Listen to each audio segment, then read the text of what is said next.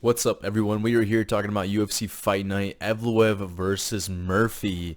A pretty solid fight night, honestly. Pretty good card. A lot of London um, UFC fighters on this card. Should be pretty solid. Maybe not a lot of finishes, but I think it should be pretty entertaining overall. Especially the main event. I'm really looking forward to that one.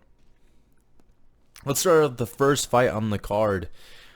Melissa Mullins versus Luana Carolina. Now, man, everybody's been talking about this fight. I can't stop talking about this fight. Like, everybody's been waking up at like what, 10 a.m. just to watch this. It's gonna be insane. I'm kidding, by the way. I am gonna pick Mullins. I think she's just a little bit better, just kind of beat better competition overall. While Carolina's just kind of looked pretty average. So I am just going to go with Mullins just to get this victory. I could be wrong because honestly I don't remember these fighters. I did some research, but I'm like drawing a blank as I'm recording this. But who really cares? Moving on. I got Mullins by decision. Chanel Dyer versus Ravina Oliveira. I think Dyer's going to get this one done. I actually do know something about her. She is coming off a Contender Series loss, actually, but in that she actually showed a lot of just like skill and kind of just scrappiness, and I feel like you don't really see that much with women's MMA. So it's gonna be interesting to see her come across someone like Ravina Oliveira, where hopefully she can kind of get her boxing off, get that slick striking going. She is from England, so she'll have the home crowd advantage. I think she's going to do well in her debut, even though she's coming off a loss in the Contender Series. I don't think it's going to be playing a huge part because it was a good scrap overall. So I am going to go with Chanel Dyer. Maybe TKO, honestly, but I wouldn't shy away from a decision. But maybe a late round TKO, maybe like a late third round TKO on this one. We'll have to wait and see. But my official pick is going to be Dyer via decision. The odds have it currently as Dyer as a minus 470. Holy crap. I didn't even see that. With Oliveira being a plus 360. By the way, before that, Mullins was actually a slight underdog at plus 110. And Carolina is a minus 130. I'm not even going to count these ones. Just flip a coin, see who it lands if you want to pick somebody. But this one, I officially have Dyer to win via decision by like a long shot, though, like doubling the significant strikes probably. Next up, we got Shamrock versus Abdul Karim Al-Sawaidi, I think. So Shamrock, primarily a jiu-jitsu guy, wants to get down on the ground and just try to submit you. He has really good jiu-jitsu. His boxing is very lackluster, unfortunately, and Abdul has better boxing, I'd say, but I'm not too sure about this guy because he's been off for quite a while. You can see the shorts, they're old shorts. He's been pretty inactive. I think he's been out for about 2 years, if I'm keeping it real. So it's not a good sign for him. Shamrock, he's trying to stay busy. You know, he just made his debut, coming off a loss. But a tough fight, you know, he got controlled for like the entire fight, lost via decision. And in this fight, I feel like this is a more favorable matchup for him, for sure. Abdul, like I said, inactive, not really too confident about the whole, you know, takedown defense. The boxing is going to be better than Shamrock, but I am going to lean towards Shamrock to get a first round submission. I know it's kind of hard to believe with everything I just said, but I have a feeling that Shamrock, this is going to be a favorable matchup for him. I think this is where he kind of makes his debut and kind of forgets about the old one. You know, the original one, I guess. I think he's going to come into this fight a little bit more improved, maybe better boxing, hopefully better boxing. And I think if he can kind of chain takedowns together, maybe set up takedowns with the striking, I think he'll have a lot more success against someone like Abdul and find a submission within the first round. So Shamrock is actually a slight underdog right now. He's a plus 110, while Abdul is a minus 130. The under 2.5 is actually a plus 130, while the over 2.5 is a minus 166. Maybe look into that. Maybe look into it. I wouldn't shy away from that whatsoever.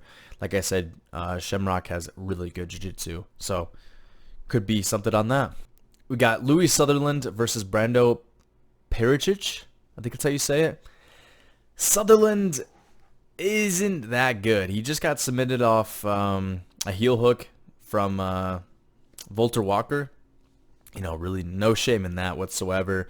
Volter Walker seems to be doing that to everybody in heavyweight. But Pericic, I don't know how to say that name. Brando, he has really good boxing, and I think he's going to knock out Louis Sutherland pretty quick in this matchup. I don't know. I think Sutherland's just kind of slow and plotty. I just don't think he's going to be moving around as fast as Brando, and I think Brando's going to slam him out pretty easily going into this fight, and it's going to be another loss for Sutherland. So I got Brando. Let's just stick with that via TKO. Let's say the first round. I'm going with another first round finish. I feel like, I mean, he could come on the second round and make adjustments, but I think this could be slow, but I think Brando's going to find the range pretty quick. Sutherland's kind of, is he that big, 6'3"? I feel like he was not that big against Volter Walker, but maybe I'm wrong. He just looks like really wide. I don't think he's that tall, but I really don't know actually. But I'm going to go with Brando via TKO in the first round. So the odds have it as Brando is a favorite at minus 270, while Sutherland is a plus 220. So the under 1.5 is actually the minus 135, while the over 1.5 is a plus 105. I wouldn't look into that. I'd be very worried just because both these guys may start off pretty slow. Heavyweights tend to do that. And something big might happen in the first round, but I think overall you may be more safe with just kind of going money line with that one. So, and parlaying Brando. So, or just going via TKO, because I don't see how else this is going to end. So, official pick, Brando by TKO in the first round. Moving on, Mantis. Should I even attempt? Kondratavius? Wait. I feel like I'm kind of on something. Kondratavius. Am I saying that right? Just gonna say Mantis. Versus Antonio Tricoli. I don't think I need to talk about this one that much. Tricoli is just a feed him to the wolves type of fighter, where you're just like, this guy, great debut, you're gonna get slimed out, and you're gonna make him look really good, and you're probably gonna get cut right after. So Tricoli, not good. I got Mantis to find a finish. I think it's gonna be another TKO, could be submission. Because Tricoli, he has a decent chin, but I think he was just submitted in the last fight because the guy couldn't knock him out right away. I believe so. I could be wrong on that one, but Tricoli just, I don't know. I don't even know what to say that's special about him. You know, he's just fed to these guys, and I think Mantis is gonna get him out of there very, very quick, under 1.5, very easily. So Mantis is a minus 800 favorite, so insane. While Tricoli's a plus 550. It makes sense. I'm gonna go, I don't even know, man. I'm gonna say TKO against Tricoli in the first round again. 3 first round finishes in a row. Am I gonna be right? We'll see. Actually, I feel like this one's gonna be a second round, or maybe this one. I don't know. I don't know. We'll see. I'm just kind of playing how I feel, you know. Mario Pinto versus Filippo Franco. Kind of goofy names. Mario Pinto, I think he's coming off a win against Austin Lane, who's also on the card. I believe that's his last win. Heavyweight, heavy hands, really good prospect. Felipe Franco, on the other hand, he's a silhouette.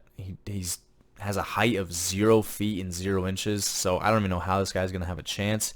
His record is 0-1, so and it's a 0-inch reach. How is this guy even gonna fight? I don't get it. I am gonna go with Mario Pinto to find a. Man, am I gonna go first round finish again? Damn. There's no way. I'm picking way too many. This is like the instance where like you're picking the same letter on like a test. Like you're picking like B too much, so you're like the next one cannot be B again. So you like just change your answer to C, even though it's like a little bit closer or like maybe a little bit off, you know? So I'm gonna go Mario Pinto via TKO in the second round. Boom. Boom. Moving different, dude. Moving different. Yeah, official pick Mario Pinto to via TKO. I mean, he's a good prospect. I mean, I don't think I have to say much about him. So yeah, via TKO, he's a -900 favorite. Absolutely insane. While Franco is a +600. Those are insane odds. The over 1.5 is a +130. Maybe, but I feel like Pinto is just going to go out there and just slam on this guy out really quick. So, you know what? Screw it. First round finish for Mario Pinto. I'm going like 4 first round finishes. I feel like this one's going to be, I don't know. One of these two are going to be wrong. I feel like these are going to go to decision somehow. But, yeah. Mario Pinto via TKO. This one is a really good fight and very competitive. Now we kind of get into like the fights that are a little bit more interesting. Let's be honest. Nathaniel Wood versus Lacine Kieta. I think I'm saying that right. I think he's coming off of, he's getting signed from, I think it's Octagon. I could be wrong. Correct me if I'm wrong. But I know this guy has dynamite in the hands. He's looked really good. He's a big prospect for a lot of guys. And he was going to make his debut against Patricio Pitbull, but missed weight by a lot. I think that was his weight, 149. I thought it was more, honestly, that he was off the mark. But he does fight at 145 featherweight, so not a great debut. The UFC almost cut him due to that, which I wouldn't blame them because, I mean, you're making your debut. If you miss weight by that much, that's kind of just embarrassing. But in this fight, you know, Nathaniel Wood coming off a win against Miguel Delgado, who's just coming off a win against Andre Fili, who was just on the last card in the Apex. So that's a good win for Nathaniel Wood. I do think Delgado won that fight, but I do see it being very competitive. Like I saw Nathaniel Wood definitely, you know, crafting it up and using his experience to kind of win rounds and like stack up points. So Nathaniel Wood, very good fighter, very underrated, if I'm keeping it real. It's kind of a shame he has to fight someone like Lucine, who has such danger on the feet, because he just fought someone like Delgado, who has a lot of danger. And that's where I kind of raise a red flag with this fight. So Wood, like I said, fought Delgado, had a very close fight with him, survived the early onslaught and speed of Delgado. Delgado's very fast. I know it didn't really show in his last fight, but against Wood, he looked very fast. And Nathaniel Wood was able to drop him, was able to come back, score in some takedowns, and just kind of point his way to a decision. Like I said, I don't know if I really agree that Wood won that fight, but still, it was very close. Like I said, Lucine, very heavy hands, really fast combinations. I mean, this guy looks really good on the regional scene. But I think I'm going to pick Wood. I think I'm going to pick him. I think this is like a similar instance to Delgado. If like Wood can survive that, because people forget, man. Delgado's was coming off like, what? A few knockout finishes like in the first round. Like none of his fights had gone over the 1.5 mark. Nathaniel Wood shut that down, survived in the first round, and then ended up winning the fight. And I feel like that's kind of like the similar case for Lacine. If Wood plays it smart, uses more like a technical striking to keep Chieta at range, I think he could kind of find his way to a decision where he can win 29-28, similar to Delgado, and make it a poor debut for Lacine.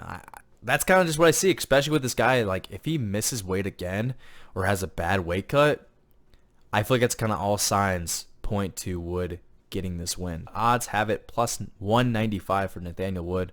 Crazy. And Lacine Chieta is a minus 238. The under 2.5 is a plus 100, while the over 2.5 is a minus 130. Honestly, with Chieta having really good power and Nathaniel Wood getting dropped in his last fight, you could kind of side with that under 2.5. I wouldn't shame you for doing that at plus 100. But like I said, I am going to pick Wood via decision. But like I said, this one's going to be really good and a little bit closer than I think the odds have it shown right now. So official pick going to be Nathaniel Wood via decision. Next up, a really good fight as well. Mason Jones versus Axel Sola. Mason Jones coming off a win against Blazioki, where Blazioki had him in a lot of trouble. Dropped him, I think, about like 2 times. Mason Jones recovered really well. Really wasn't in too much danger for too long. Like I said, he recovered, got back into his groove, and ended up winning via TKO, I think in the second round, I believe. Before that, he fought Jeremy Stevens at like UFC Iowa, I believe, which was a really good fight. I enjoyed that one. And people shamed him because it's like, oh man, you didn't knock out Jeremy Stevens. Jeremy Stevens, he came back to the UFC for that fight, coming off of the bare knuckle boxing, and sure, his record is terrible. It's like he's almost like dead even wins and losses, and it's like in the 20s. It's absolutely crazy, but still, man, he has really good boxing, and that's what Mason Jones was trying to do. It seemed like he even talked about it, how he was trying to just be entertaining, and he was. Like, it was a very, very great fight. I really enjoyed it. And even though Mason Jones was kind of getting tagged up, he was landing really solid combinations, really good teeps, and did really well against Jeremy Stevens, who's people forget, man, the hardest puncher at 145. This guy TKOs people. When I hit people, they don't move. I don't know if you guys remember that, but Axel Sola coming off a win against Reese McKee. Not the best win. I'll keep it real, but Reese McKee, honestly, I thought he was better than he actually was. He just got cut from the UFC. Actually, he didn't get re-signed for the promotion. That was at welterweight, so it was short notice for Axel Sola. He looked really good in that fight, though. Really good body shots, really good kicks too, and kind of just like stunted the range and made it difficult for Reese to kind of get off anything. Reese started to have a lot of success in like the second and third round, where Sola really wasn't in danger per se, but still Reese McKee was doing better as the fight progressed. But Sola does really good at range and likes to keep it just kind of like a technical striking match. He has decent power, can kind of snap your head back. That's what he did to Reese. But I got to keep it real. I feel like Axel Sola, and this may age very bad or age very well, but I feel like Axel Sola is like an Umar Sy. Both from France. I think both coming in the UFC were undefeated. And then any type of adversity where it's like it doesn't go the way they want it, they're going to just shell up and they're going to lose. And I feel like with someone like Mason Jones who you're going against, Mason Jones is a tough opponent. He's a dog. Like, he does not quit. He takes punches really well. He eats them. I know those body shots are going to be open for Sola, but Mason Jones is a pretty tight guard, really slick boxing, has good teeps. I feel like you could frustrate Sola very early in this fight. And same with Sola. I think he could kind of frustrate Jones, but I think eventually Jones will pressure him so much that Sola just becomes uncomfortable in the cage and kind of crumbles, honestly. And And honest, to be quite real, man, if you look at Sola's, let me just show you this real quick. So we're on Axel Sola's ESPN page, and I want to show you these guys' records that he's beaten. Now, I'm not saying ESPN's the most accurate. Tapology is going to be more accurate, it seems like, which they show a little bit more accurate records. But look at some of these fighters. So you got Reese McKee, obviously. He got cut from the UFC, but still, I thought he was a decent fighter. 14-7. Look at this. 1-5. All losses. I don't know how accurate that is, like I said. It's, a couple of years apart right here. But still, kind of a red flag. This guy, 0-3, which that shows 4 losses. So I don't know what's up with that. This guy, 0-1. I just what is this? Is this just him beating cans the entire time? So I am going to officially pick Mason Jones to win this fight. And I think it's going to be by a late round TKO over Axel Sola. Now, that one's tough because these odds are really close.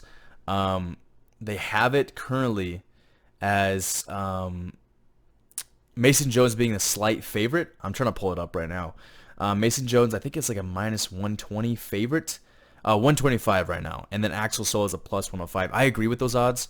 I think it's a very close fight, but I would lean towards Mason Jones. I think he will find a late round TKO over Solo. So will be a very interesting fight to watch. I kind of like both these guys, so I'll have to see who comes out on top, but I am going to pick Mason Jones officially to win this via TKO. And my apologies, I just realized that I had my HDR on my computer, so the image quality will change from now and then what you just saw. Apologies, I'm really sorry. I usually try to catch that before I start recording, but I didn't really want to restart because I didn't really want to chat about all those things I've already talked about. So starting off with the new image, Curtis Campbell versus Danny Silva. This is actually a pretty solid fight too. Curtis Campbell, I know, is pretty high in the regional scene. Showing a lot of good success on there. Good striking, very good striking. And Danny Silva, on the other hand, very good striking as well. He went to a very, I can't really say competitive decision, but I think it was still a interesting fight to see against Kevin Vallejos, which we've seen how good Kevin Vallejos has looked. It was, a great fight, very high volume. Silva 8 shots really well and is down to scrap and, gets competitive where it needs to get competitive. I think Silva is honestly the more tested fighter, and to be quite real, going against someone like Kevin Vallejos and not getting finished and having some success in that fight where you're having, you're finding strikes, you're doing high volume. It's I rate Vallejos very high. I have been high on this guy for a while. Ilya 2.0. So if you're doing that to Vallejos in the UFC and Curtis Campbell making his debut, I don't know. I want to side with Campbell just because I know people really like him and I know people are excited to see him debut, but I have a feeling that Silva is going to kind of stop that and just kind of show there is a difference between regional MMA and UFC, a big difference. Even though Silva's not this top level guy, I think he's pretty good. And I'm going to go kind of on a limb on this one. I got Danny Silva to win this fight via decision. I think he's going to outstrike Campbell, make it very close. I think it's going to be very close. I could see a split decision win or maybe a 29-28. But I am going to pick Danny Silva via decision to win over the debutee Curtis Campbell. I know it kind of hurt some of you guys' souls, but I don't know, man. I feel like I can trust Danny Silva a little bit more than I can Campbell. Once he gets tested in the UFC, we'll go from there. But for now, I'm going to trust Danny Silva to get this one done. Odds have it as a plus 190 for Silva and a minus 230 for Campbell. So pretty wide odds on that one. The over 2.5 is actually a minus 180. I would side with that honestly. Kind of just play your cards right. We've seen that Silva has a really good chin. Campbell has a really good chin. It's like, I don't think any of these guys are going to get slimed out or finished. So, yeah, maybe side with the over 2.5 at minus 180. So, moving on. Official pick, Silva via decision. Next up, we got Roman Dolidze versus Christian Leroy Duncan, CLD. Okay. Roman Dolidze is not good. He's trash, dude. And I don't think CLD is that good. I feel like people are so quick to glaze this dude and say like, oh my god, he's such like a technical, athletic dude. He's really good. And I think he's deserving of being like in the top 15 in the middleweight division. But do I think he should be a minus 440 against Dolidze? No, I don't. I don't think he's that impressive. Maybe he can get Dolidze out of there and find a finish, but I think overall this is going to be a one-sided CLD victory, 30-27 decision. But still, I don't think Dolidze is one to just kind of crumble, you know? We saw that. I mean, we saw it against Anthony Hernandez, but Anthony Hernandez put a pace on him. I don't think CLD is one of those types. You know, he has pressure, but he's not really that similar style. He has a similar frame to Roman Dolidze and could have a lot of success in this fight, and I think he will. So I am going to pick CLD to win this fight via decision, 30-27, pretty easily.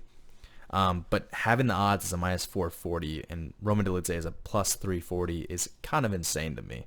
So, but like I said, CLD via decision should be a pretty easy win for him. Iowa Baranowski versus Austin Lane. Oh man, talk about a can. I think Austin Lane is complete garbage. I don't understand why he's in the UFC. I mean, I guess I do because they feed him to people like this. Where Iowa Baranowski, coming off a win against Ibo Aslan, where they went, they went toe-to-toe with whose chin will go first. And that's all it was. It was a pretty awesome scrap. I think Austin Lane could have like some success with like the long-range striking. But he's coming down from heavyweight, man. He's got like the heavier man skill where he's like just slower than Iowa Baranowski. I think Baranowski is gonna be like literally zero respect for Austin Lane and like get into like that brawl almost. But in this case, Austin Lane is gonna just like crumble immediately and just get put out cold by Iowa Baranowski in the first round. Yeah, not really much to say about this one. This should be a very solid win for Poland, or I looked at his flag for Baranowski. So yeah, I got him via KO, not TKO, KO. He's going to put out Austin Lane cold. And the odds have it as a minus 575 for Baranowski, and Austin Lane's a plus 425. Honestly, I don't know if I would completely agree with those odds. You may be like, I don't know what to really tell you with this one. I would probably just avoid this one at all costs because Baranowski, only his second fight in the UFC. Ibo Aslan, good. I think he would beat someone like Austin Lane, to be quite real. But still, maybe be a little cautious with this one. Be a little cautious. I wouldn't really tail this one. Probably just enjoy it while it lasts for those 2 minutes. So, moving on. Baranowski via TKO. This one, a very good fight and very interesting. Sam Patterson versus Michael Venom Page. Michael Venom Page, kind of a decision merchant. He really doesn't try to go for a finish, and it's kind of annoying. I watched him in Chicago, styled on Jared Cannonier, was just way faster. Cannonier really struggles with people who just blitz in. He struggled with Robert Whittaker back in the day. And Sam Patterson, on the other hand, is a predominant finisher, getting 4 first-round finishes in his last 4 fights. 2 submissions, 2 TKOs. He's looked great. And I'm not, dissing on MVP. He's obviously a legend, super quick on the feet, has looked very good in the UFC, but just hasn't shown that finishing potential. And even though Sam Patterson doesn't really have good striking defense, I think Sam Patterson's possibly going to get kind of dropped, but like almost like a push for MVP. Kind of similar to what he did to Jerry Cannonier, where Sam Patterson just gets back up immediately. And I might sound crazy with this one, but I think Sam Patterson will actually finish MVP. I think he will. I know it sounds insane. I know I'm picking a lot of dogs in this card, but I just have that feeling about Sam. Like, it's like not like he's better than Ian Gary, and Ian Gary couldn't submit Michael Venom Page or finish him. But Sam Patterson has really strong punches, and it's like if you can catch MVP and time just a jab as he's blitzing in, you could just put him out. Not put him out, but like stumble him, where you could then just go on him, take him down, get on the back, and submit him. We've seen he does awful on the ground. Just gets controlled. Jerry Cannonier won the 3rd round against him. And Sam Patterson, like I said, coming off of 4 first-round finishes. I don't think it's going to be a first-round thing. I think Sam Patterson's going to have to kind of build into this fight, where he's going to feel some adversity for MVP. Just the speed's going to be like too much for him in the first round. But then Sam Patterson's going to catch him as he's closing the distance, drop MVP. And in that scenario, he might go for follow-up shots, but I think his best case to win this fight is getting on the back of MVP and working on a submission. And I think that's going to happen. I think MVP is going to get submitted in this one. I just have that weird feeling. I have that strange feeling going in this fight. It's going to be a very interesting fight to see. Sam Patterson, maybe not like top-level welterweight, but still, I think he looks pretty good and has looked very excellent in his last few fights. So I'm going to kind of go out on a limb here and say Sam Patterson to win via submission at a plus 154 money line, and MVP is a minus 185. The under 2.5 is a minus 135, while the over 2.5 is a plus 105. So if you decide to win MVP, definitely go with the over 2.5 because he really doesn't have much finishing ability.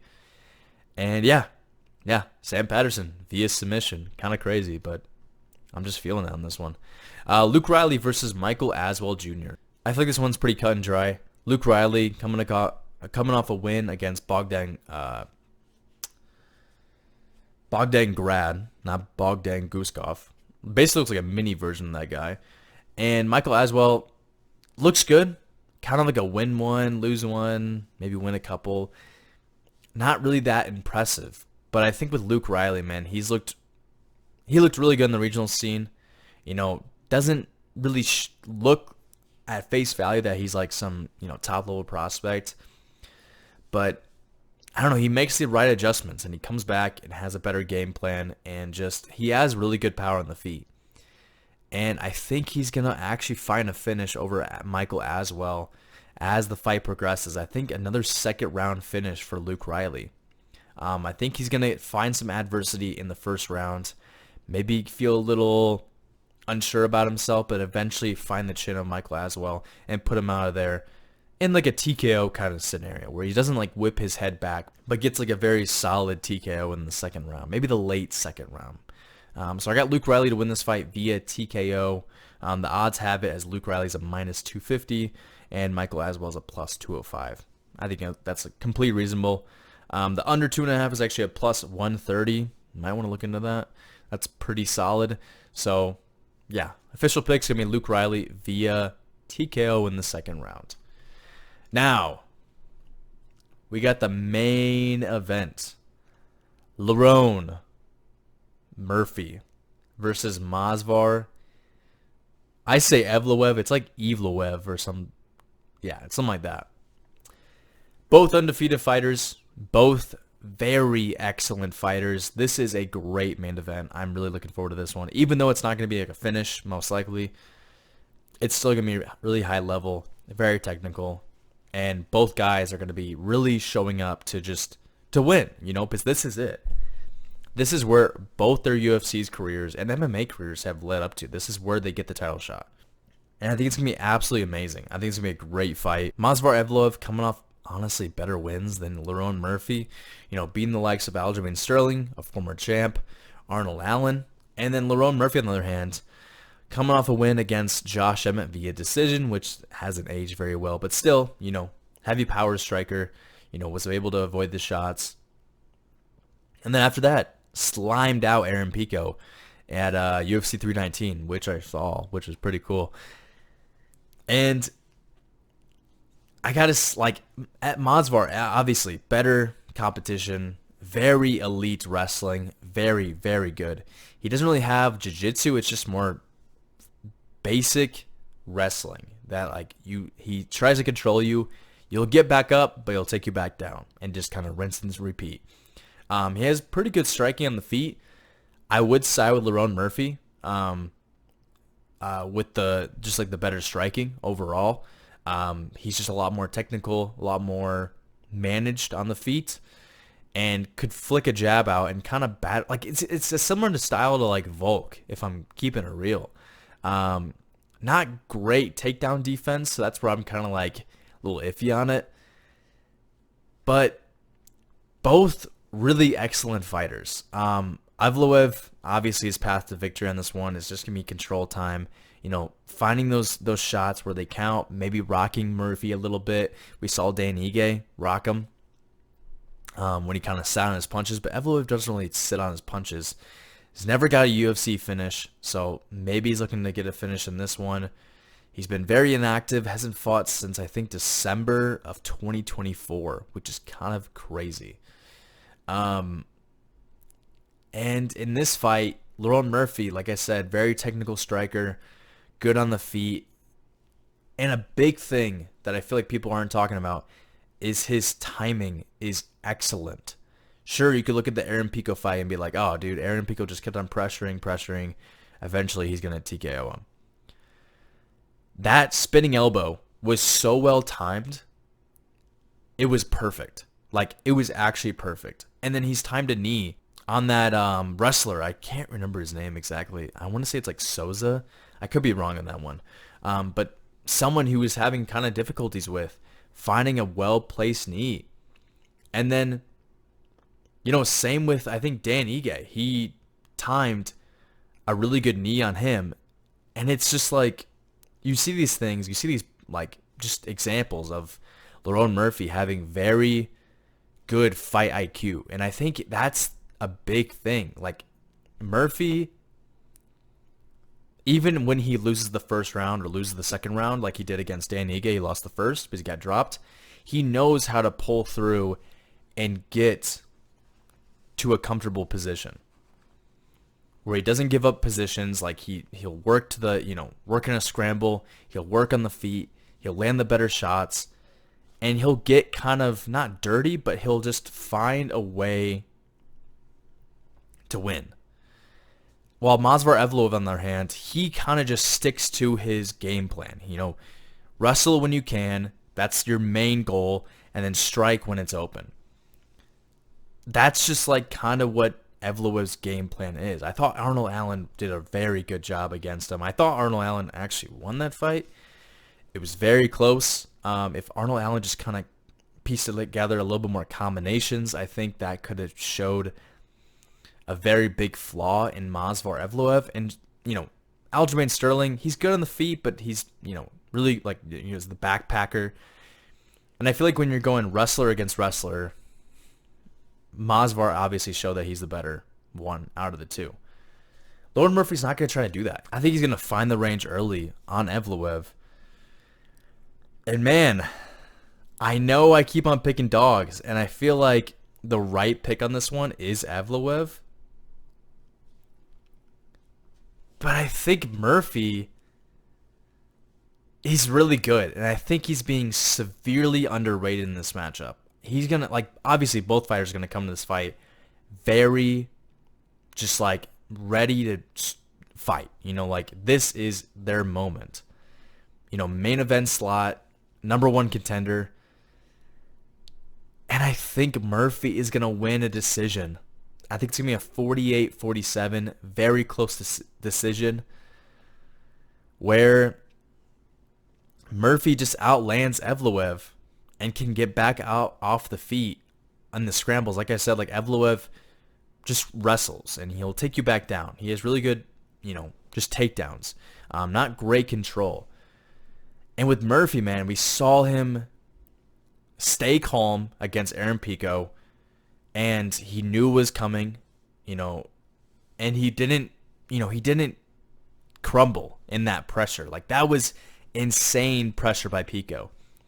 Evloev won't have the same pressure, but he'll still have the wrestling. And I think Murphy's going to keep his calm, find his jab really early, find his strikes, land the better strikes on the feet, and point his way to a decision where the damage is more than the actual control time that Evloev can have. And I think he's going to win via decision as a plus 200 underdog.